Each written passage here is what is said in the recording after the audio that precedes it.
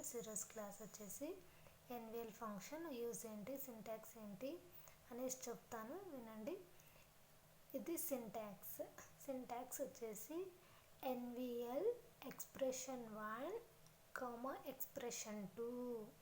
ఇంకొకసారి చెప్తాను, NVL expression 1 expression 2. ఇక్కడ చూడండి, ఇది ఎన్విఎల్ ఫంక్షన్ ఎక్స్ప్రెషన్ 1 ఎక్స్ప్రెషన్ 2 అంటే ఎక్స్ప్రెషన్ 1 నల్ అయినప్పుడు ఎక్స్ప్రెషన్ 2 యాక్చువల్ వాల్యూ వస్తుందన్నమాట. కన్వర్ట్స్ ఫర్ ఎగ్జాంపుల్ చూపిస్తాను. ఇక్కడ ఏదైనా కూడా ఫస్ట్ ఎగ్జిక్యూషన్ అనేది ఎక్స్ప్రెషన్ 1 ఉన్నప్పుడే వస్తుంది. 2 నంబర్స్ ఇక్కడ ఎక్స్ప్రెషన్ 1 అండ్ ఎక్స్ప్రెషన్ 2 వచ్చేసి డేటా టైప్స్ నంబర్ అని వచ్చినప్పుడు వస్తుంది అవుట్పుట్. ఎక్స్ప్రెషన్ 1 ఆల్మోస్ట్ అవుట్పుట్ వస్తుంది, ఎక్స్ప్రెషన్ 1 మాత్రమే వస్తుంది అనమాట. ఇక్కడ చూడండి, select null, it's convert A null value into actual value అనమాట.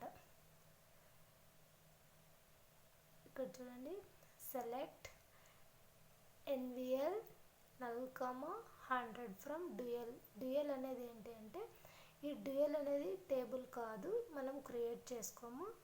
సిస్టమ్ లోపల డిబిఎంఎస్ అదే ఆర్కిల్ ఉంటుంది కదా, స్టోరేజ్ డేటాబేస్ స్టోరేజ్, అక్కడ నుంచి స్టోర్ అయి ఉంటుంది కాబట్టి డ్యూయల్ అని ఇవ్వాలన్నమాట. ఈఎంపీ టేబుల్లో మనకి ఈ వాల్యూస్ లేవు కదా, ఎన్విఎల్ ఫంక్షన్ లేదు కదా, అది యూస్ చేసుకోవడం కూడా ఎలానో నేర్పిస్తాను. Select NVL null 100 from dual. ఇక్కడ నల్ ఉంది కదా, ఈ నల్ ఫస్ట్ వాల్యూ వచ్చేసి నల్ వాల్యూ కన్వర్ట్ ఏంటంటే యాక్చువల్ వాల్యూ కదా, ఇక్కడ 100 అనేది డిస్ప్లే అవుతుంది అవుట్పుట్.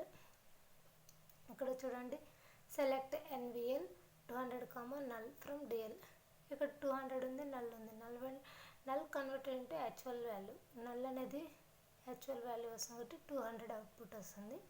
ఇక్కడ చూడండి, సెలెక్ట్ ఎన్విఎల్ 300 400 ఫ్రమ్ డ్యూయల్. ఇది ఒక క్వైరీ రాసాము. ఇక్కడ అవుట్పుట్ ఏమొస్తుందంటే, ఇలా 2 నంబర్స్ అయినప్పుడు కంపల్సరీ 2 నంబర్స్ ఆర్ నల్స్ అయినా మాత్రమే ఎన్విఎల్ ఫంక్షన్ వర్క్ అవుతుంది. ఇక్కడ చూడండి, ఈ 300 ఫస్ట్ ఎక్స్ప్రెషన్ 1 మాత్రమే అవుట్పుట్గా డిస్ప్లే అవుతుంది అనమాట. ఇక్కడ చూడండి 300, ఇది అనమాట.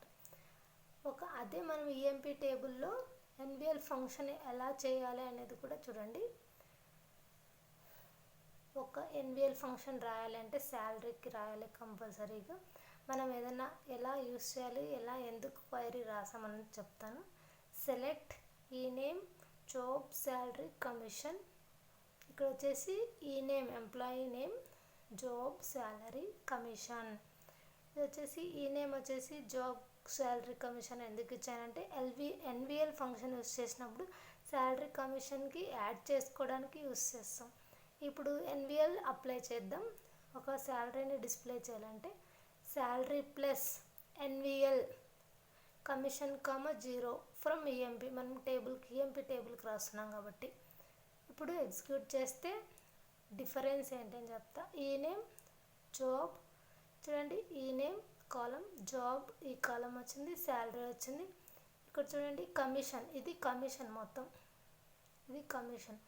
ఇక్కడ ఉంది కదా, ఇది శాలరీ ప్లస్ ఎన్విఎల్ కమిషన్ 0.